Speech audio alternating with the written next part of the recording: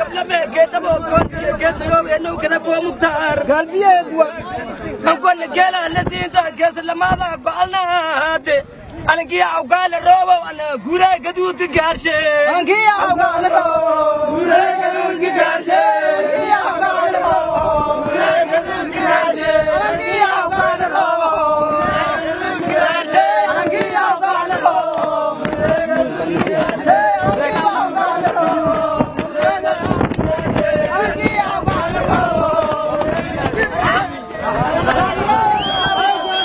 sheekh axmed maxamed maxamuud gaambiya ayaa afartii bishan koowaad 2018 waxaa loo caleema saaray nabadoonka guud ee beesha hubeer oo ka mid ah beelaha dega koonfurta Soomaaliya. caleema saarka nabadoonka oo ka dhacay deegaanka Haakaw qiyaas ahaan 5 kiiloomitir dhinaca koonfureed kaga beegan degmada Walaweyn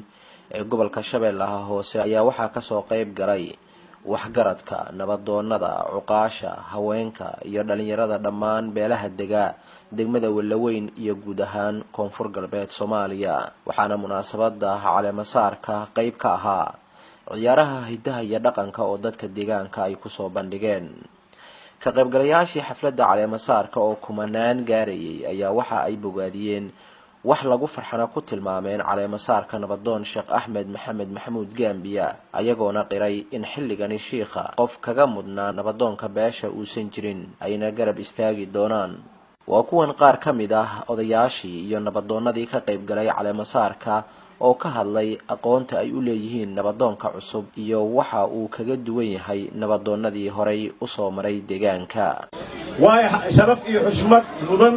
walaalaha hubeer oo yaraanka oo nabadoon la duubaa wiligiisha deegaanka Walaweyn ku dhiine oo hablad sida nabadoon sida liin taageere nabadoonkaano siyaasigaano malaaqaano aqoonyahankaano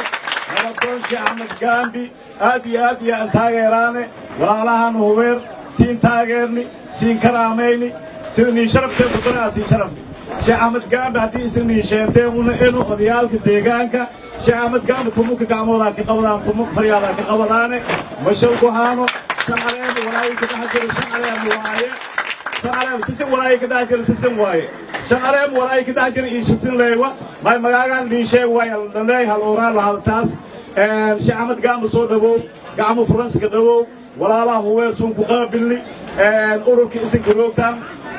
تريدين إيتايدين عرقوا هاي آدي هذا سيقابلني مركو واي كلو جرى إلى هاجرة نول با هوير يران شغلهم واي وبرلمان كجومي برلمان مثل معه هوير كريم معه يران واي شغلهم وشوفوا كمان نول بهوليس إنك حق دور حق واي أو يران هذا ما يركوا خله لكي تموله ولو بالك ويله صبر كبديرو المدرسة واي هاي نبضون كوسب سوقي deegaanka Walaweyn walaay ka nool hadii qiyaanta Ilaahay ka aragooy koow way kala Ilaahay ku weekii dalka diinta dadka dunyada roonay Ilaahay ko dhig koow way kala sheegay nabadoonkan aragooytaan in deegaanka Walaweyn iska raasiisiyo xildhibaanada meel kasto roogaan wasiirada way sheegaane Sheekh Axmed Gaambi ma aha qof shakhsi way matalooyay hadda walaay ku dambooy deegaanka Walaweyn dawladda koonfur galbeed dawladda dhexe way sheegaane wasiiradaano iyo xildhibaanadaano siyaasiyiinta way sheegaane Sheekh Axmed Gaambi inay ayo nabadoon beel hubeer soo doorati oo matalaw shaqaleemo anana way leedahay nabadoonkii irda ah awdid nakii ka saaw magaagay way ku wiin awdid anigu halka qodob oo leeyahay haddaan la gudidin waxa weeye oo ku gubaadinayo maxaa sheekha waxa waaye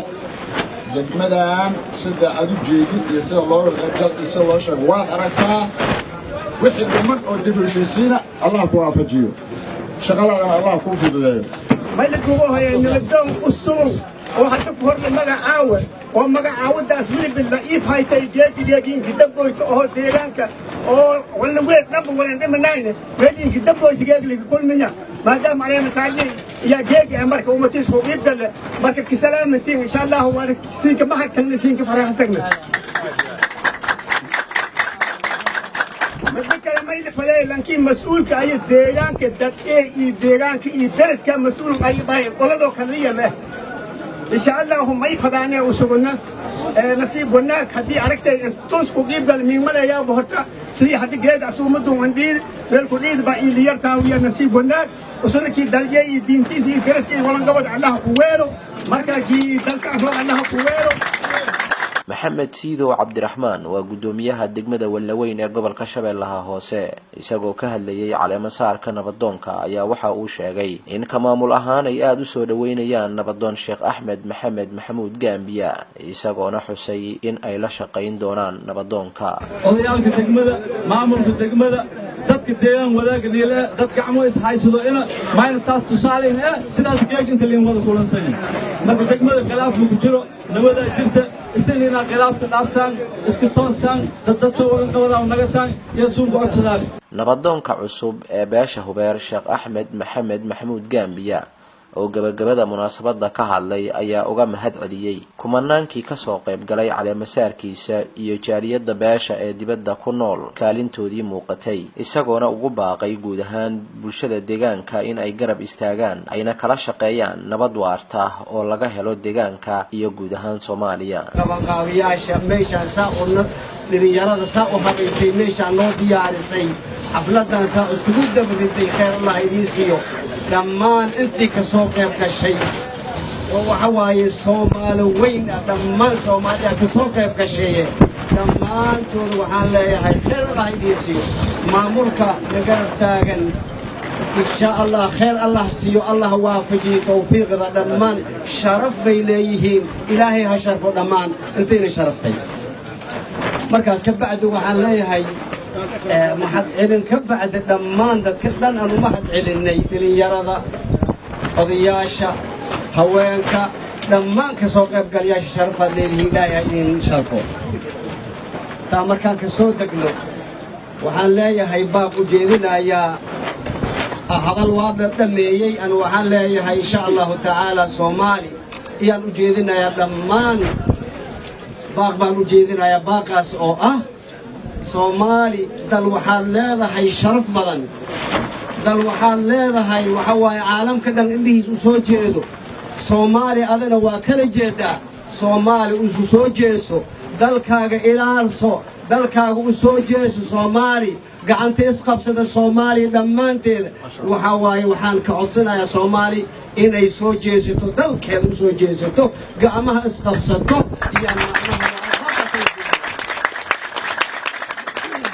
taas markaan ka soo dago waxaan haddana baaq labaad u jeedinayaa deegaanka degmada Wallaweyn Shabeellada Hoose dhammaan ayaan u jeedinayaa baaq haddana baaqaan u jeedinayo waxa waaye ikhwaani qofku waxa waaye meeshuu mas'uulka yahay haddana mar kastaba waa inuu ilaaliyaa waa inaan ka shaqaynaa dhalinyaro ha noqoto haween ha noqdaan odayaal nabadoono samadoono dhammaantood waa inaan ka shaqaynaa sidii aan dalka macnaha u qurxin lahayn aan isugu xirmin lahayn alla dartiis cadaalad isu kaashan lahayn cadaalad isu kaashan lahayn cadaalad haddii la helo wax kasta waa la helaa cadaaladda saan isu kaashan lahayn keena khaldan gacanta aan qabanno kufo gacanta aan qabanno dhammaanteenaba aan ku wada shaqayno khayr Allah idin siiyo ilaahay agtiis buu ka mudan yahay ninkaas khayr uu ka mudan yahay sheegaya insha Allah taala ka wada shaqaynayna ninkoo kaligiis wax ma qaban karo waxaad iga dhigtay nin kaligiis wax qabanayo kaligay wax ma qaban karo waxaan leeyahay dhammaan aan wax aan wada qabsano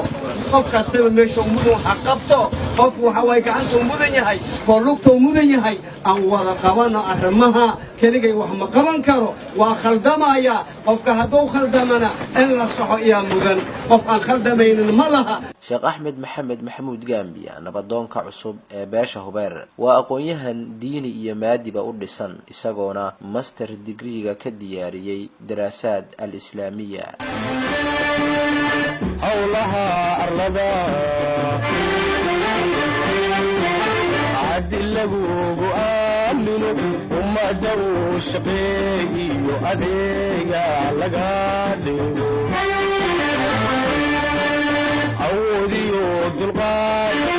عوديو دلقات إيه حلقان عيا لغا ربا عوديو دلقات ayaa laga rabaa